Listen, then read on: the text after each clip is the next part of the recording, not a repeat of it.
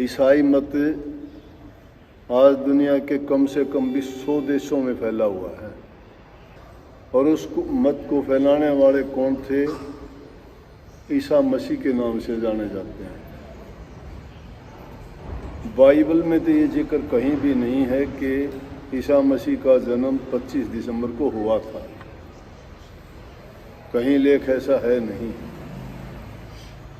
लेकिन अलग अलग जो ग्रंथों में उल्लेख है, समय समय पर जो पुस्तकें लिखी गई, खोज की गई, उनके आधार पर इसको मनाया जाता है। और असल में वास्तविकता क्या थी कि ईसा मसीह का जन्म कैसे हुआ था? काफ़ी जो महान विभूति हुई हैं, उनके जन्म की कथाएं भी अलौकिक हैं।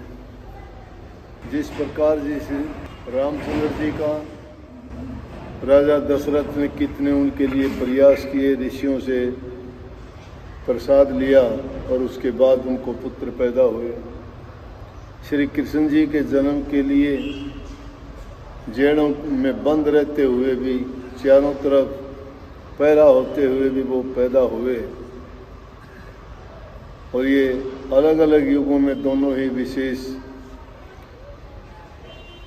कार्य के लिए दुनिया में आए और किए भी, जिनको आज तक हम पूजते हैं और आगे भी उनको इसी प्रकार से, बल्कि इससे भी ज़्यादा लोग पूजते रहे।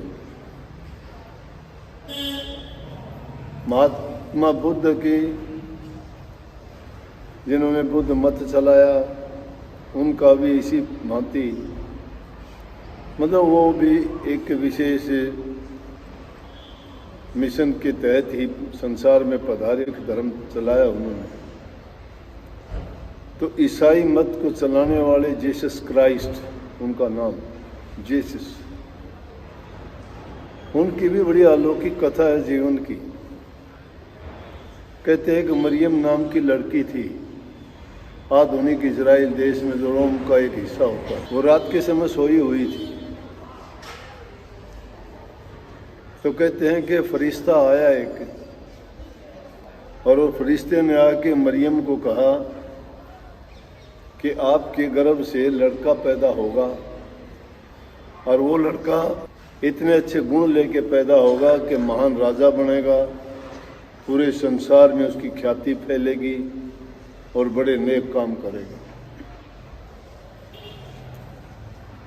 मरियम उस बात को सुन के थोड़ी आश्चर्यचकित हुई, घबराई नहीं। वो देवदूत से कहने लगी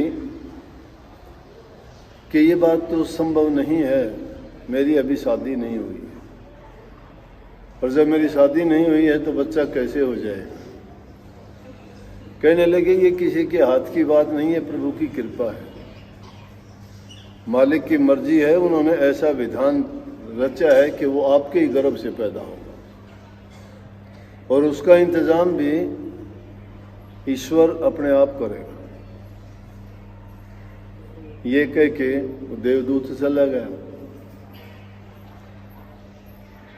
एक राजा का लड़का था जिसका नाम जोसेफ था। उसने उसको ये भी बता दिया था, जोसेफ के साथ उसकी रहन सहन था। ग्रंथों में अलग अलग बातें आती हैं, लेकिन उसके साथ शादी हुई और उसको पता लगा कि तो माँ बनने वाली है बच्चे की। तो उसने मन में कुछ उल्टे सीधे विचार पैदा कर लिए कि ये तो गलत बात है, लेकिन उसको भी देवदूत ने रात के समय प्रकट होकर कहा कि ये तो इस प्रकार से होना था, और ये कोई ऐसी वैसी बात नहीं है, बहुत विशेष बात है। और जो तेरी पत्नी के गर्भ से बच्चा पैदा होगा वो बहुत गुणों से संपन्न होगा, बहुत महान होगा, एक महान राजा होगा। वो संतुष्ट हो गया उससे। लेकिन उसी टाइम रोम के राजा ने एक हुक्म जारी कर दिया कि सबकी जनगणना करनी है, जो जिस प्रदेश का रहने वाला है उसी प्रदेश में चला जाए। अब उसके लिए लोग इधर उधर से जाने लगे। तो वो भी जिस शहर में रहते थे, मरियम और वो, तो जोसेफ का ओरिजिनल जो देश था वो बेथलेहम था। बेथलेहम जाने के लिए वो दोनों चल पड़े और उसको बच्चा होने की टाइम पूरा हो गया था, लेकिन फिर भी वो चलते चलते गए। रास्ते में रात हो गई। एक छोटा कोई कस्बा था। रात होने के कारण कहने लगे कि अब और ज़्यादा चलना मुश्किल है, रात हमें गुजारनी चाहिए इसी शहर में, अगले दिन सुबह उठ के चलेंगे। जितनी सराय थी शहर में, उन्होंने कोशिश की, जोसेफ ने कहीं किसी कोई कमरा नहीं मिला। जितनी सराय थी सब ने पता किया, पूछा गया तो सब ने कह दिया कि भाई सब कमरे रुके हुए, जगह नहीं। परंतु एक सराय में एक आदमी ने जब देखा कि यह लड़की गर्भवती है, कहने लगा मेरे पास कमरा तो कोई नहीं है, लेकिन एक जगह मैं आपको दे सकता हूँ जिसमें आपकी रात कट से जाएगी। जहाँ घोड़े बांधते हैं, अस्तबल बोलते हैं उसको, वो जगह दे दी। वो जगह उसको दे दी। रात को उसको पीड़ा हुई, बच्चा पैदा हो गया उसी जगह पे। कोई उसके पास सामान नहीं था, कोई कंबल था, चादर थी। घोड़ों के लिए जो घास डाली गई थी, उसी घास पे उसको लेटा के वही घास उठा के ईसा मसीह को उस रात वहाँ रखा गया। लेकिन उसी रात रोम में ही गडरिये भेड़ बकरियां चराने वाले थे। रात के समय में जब वो बैठे हुए थे, कुछ पहरा दे रहे थे भेड़ बकरियों का, तो चरवाहे जब बैठे थे तो उसी टाइम आकाश में एक बहुत अजीब प्रकार का प्रकाश हुआ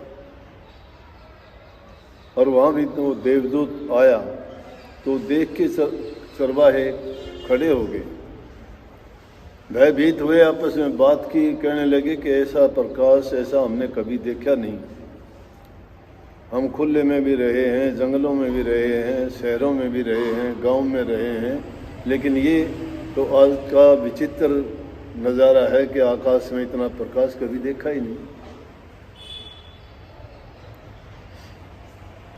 लेकिन देवदूत आया, कहने लगा घबराने की बात नहीं है, मैं तुम्हें ये बताने के लिए आया हूँ कि उस शहर में जो तुम्हें जीवन जीने की कला सिखाएगा, तुम्हारे दुख दर्द तकलीफ़ों को मिटेगा और तुम्हारे जीवन को खुशियों से भर देगा, ऐसा एक फरिश्ता पैदा हो चुका है और वो परमात्मा का रूप है।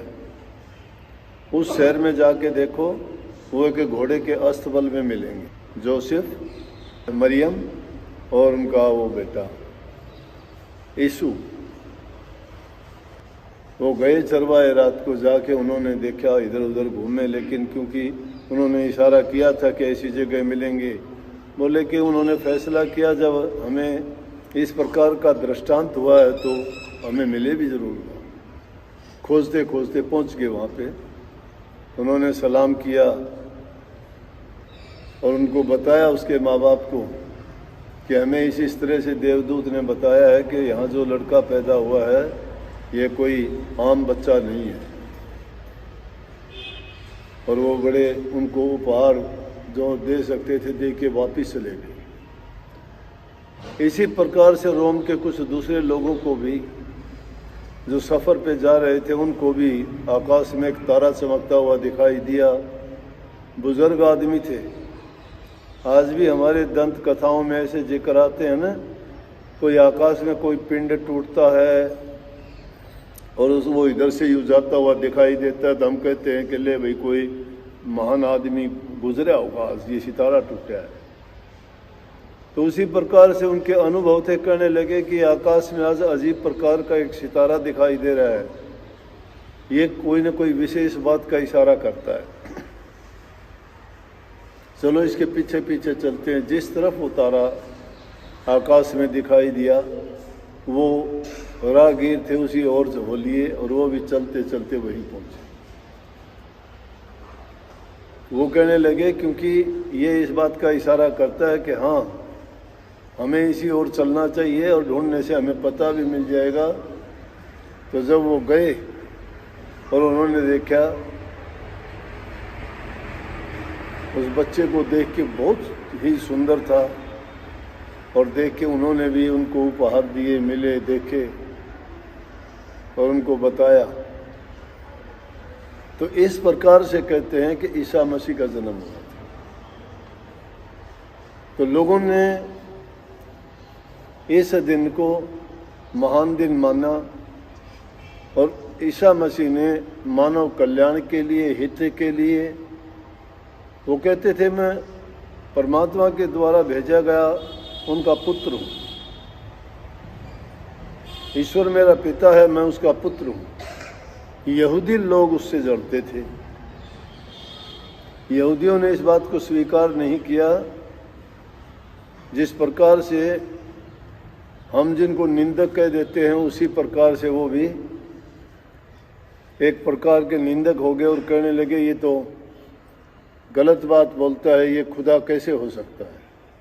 और कई इशारों में ईसा मसीह ने ऐसे संबोधन करके भी बताया कि मैं ही ईश्वर हूँ, मैं उसका पुत्र हूँ, उसी का संदेश लेके मैं आया हूँ, मैं मेरे जीव हैं, उनको मैं जानता हूँ, सबका उनका कल्याण करने के लिए, उनके दुखों को हरने के लिए यहाँ प्रकट हुआ हूँ।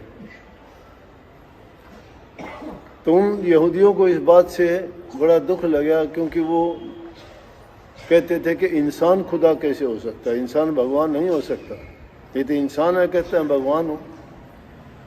तो उन्होंने ईर्ष्या में उनको कई बार पत्थर भी मारे, लेकिन ईसा मसीह ने उनको प्रेम का संदेश दिया, भाईचारे का पाठ पढ़ाया और ये कहा दुनिया में आपस में हम अगर प्रेम से रहते हैं, एक परमात्मा की संतान है, और हमें आपस में मिलजुल के रहना चाहिए, प्यार से रहना चाहिए, एक दूसरे की सहायता करनी चाहिए। और ऐसा अगर हम करते हैं तो समझो कि हम ईश्वर को खुश करते हैं, उसी की पूजा करते हैं, उसी के लिए काम करते हैं। और इन्हीं शिक्षाओं का प्रचार और प्रसार किया, प्रेम का पाठ पढ़ाया, भाईचारे का संदेश दिया, और उस संदेश के कारण उनके मत में ना कोई जाति पाति, ना कोई छोटा बड़ा, ना कोई ऊंच नीच, ना कोई गरीब अमीर, किसी प्रकार का भेद नहीं रखा जाता, प्रेम का पाठ पढ़ाया जाता है।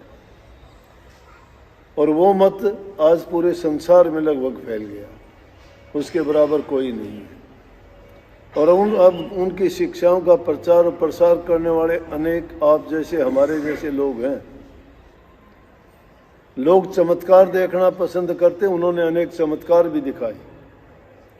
जैसा कहते थे, मुख्य रूप से जब यहूदियों ने उनको नहीं माना तो सबसे पहले उनको यही एक कहते हैं कि जिस आदमी को लकवा मार गया था उसको लेके आए कि अगर तू कहता है मैं खुदा हूं तो उसको ठीक कर। और उसने कहा कि तेरे सब पाप धुल चुके, चल खड़ा हो जा तू और अपनी चारपाई उठा और जा। तो कहते हैं देखते ही देखते जिसको लकवा मार गया था वो खड़ा हुआ और अपनी खाट उठाई और उछल दिया। फिर भी यहूदी लोगों ने इस बात पर इतबार नहीं किया। तो अनेकों प्रकार ऐसी बातें, कुछ बातें हुई, कुछ बातें जोड़ दी गई, अतिशोक्ति हर जगह चलती है। लेकिन अच्छाई के लिए अगर कुछ अच्छा कह भी दिया जाए तो बुरा नहीं है, क्योंकि बुरे इंसानों को भी नेक रास्ते पर लगाने के लिए अगर नेक अच्छी प्रेम की शिक्षा, उपदेश और अच्छा आचरण करने के लिए उन्हें प्रेरित किया जाता है, तो समझो कि वो नेक काम है और उस नेक काम से कितना लोगों को फायदा होता है। तो वास्तविकता तो उनके जीवन की कहानी ये है। बाकी की बातें तो उसके बाद की हैं, उन्होंने अपने जीवन में काम किया, लेकिन कुछ लोगों को उनकी बात रास नहीं आई।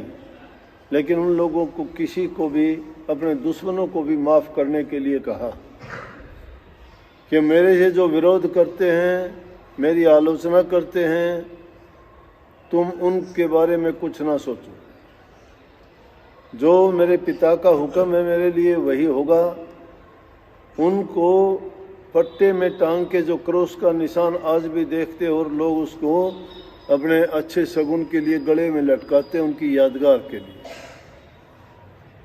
इस प्रकार से जिंदा जी उनको उसमें फट्टे के बीच गुलमेख मार के लगा दिया गया, लेकिन आज तक नहीं की। उनको भी अपने दुश्मनों को भी जिन्होंने इतना विरोध किया उनको भी कुछ नहीं कहा। यही शिक्षा हमारे संतों की है, चाहे वो किसी देश में हो। संत महापुरुष जितने भी हुए सब ने उन्होंने ये कहा कि हम किसी से बैर विरोध नहीं करते, लेकिन जिनके कुबुद्धि होती है, हर प्रकार के लोग होते हैं दुनिया में, वो कोई किसी चीज़ से, कोई किसी चीज़ से, कोई अपने स्वार्थ के लिए, कोई अपने लालच के लिए महापुरुषों से दुश्मनी कर लेते हैं। लेकिन महापुरुष किसी से दुश्मनी नहीं करते, वो तो यही संदेश सबको देते हैं कि मालिक तुम्हें सद्बुद्धि दे, सही रास्ते पे चलो, प्यार करो, सब जीवों पर दया करो। इतने मत प्रचलित हैं संसार में, सब मतों के अंदर ये मुख्य रूप से संदेश है कि किसी जीव को न सताओ। और सीधी भाषा में हम भी सत्संगों में कितनी बार कहते हैं, मन से, वचन से और कर्म से कोई बुरा काम ना करो। मन से कोई भी मन में बुरा ख्याल विचार ना लेके आओ, क्योंकि मन में अगर कोई खराब, बुरा, पाप का, दुष्कर्म का विचार पैदा होगा तो तुम्हारे से वो काम करवा भी लेगा। हमारे विचार में बड़ी शक्ति है, ताकत है। जो इंसान जैसा सोचता है, सोचते सोचते सोचते सोचते वो करेगा। तो संत जो नाम, उपदेश, मंत्र देते हैं उसके बारे में यही तो बात कहते हैं कि जो तुम्हें मंत्र दिया गया तुम उसका उच्चारण क्यों नहीं करते, उसको अपने मन में रख के उसका सुमन करो बार बार बार बार बार बार। जब सुमन करते जाओगे, वो सुमन तुम्हारा जब पक्का हो जाएगा तो तुम्हें उसके गुण, उसके फायदे और जो अच्छी चीज़ है वही लाभ मिलेगा। ये मन का। तो इसलिए मन में अगर कोई बुरा ख्याल तुमने सोच लिया, पाप कर्म करने का सोच लिया, पाप करोगे। पाप किस चीज से करोगे? पाप करने के लिए मन तो नहीं जाता, तुम्हारे पैर जाएंगे चल के। पैर पाप नहीं कर सकते, हाथों से करवाएंगे, हाथ करेंगे पाप कर्म। लेकिन जब काम पाप कर्म कोई कर दोगे तो सजा मिलेगी, वो शरीर को मिलेगी, और शरीर को सजा मिलेगी तो दुख मन को ही होगा ना। कर्म तो मन ने किया, मन को ही सजा मिल गया, आके वापस किया कुछ भी था। तो इसलिए इस मन को काबू में रखने के लिए मन के अंदर अच्छे विचार, अच्छा संकल्प, अच्छे ख्याल रखो। जब तुम्हारे ख्याल विचार अच्छे हैं तो आप अच्छे बनोगे। कुछ भी कहता रहे कोई, जो कहने वाला है वो अपने विचार प्रकट करता है, तुम्हारे नहीं करता। वो तुम्हारे नहीं करता, वो अपने दिल की बात बता के जाता है आपको। तुम्हारे अंदर तो तुम्हारा ख्याल है, वो अपने ख्याल की कहता है। ख्याल किसी को मजबूर नहीं कर सकता कि तुम ये ख्याल कर या तू ये सोच, नहीं।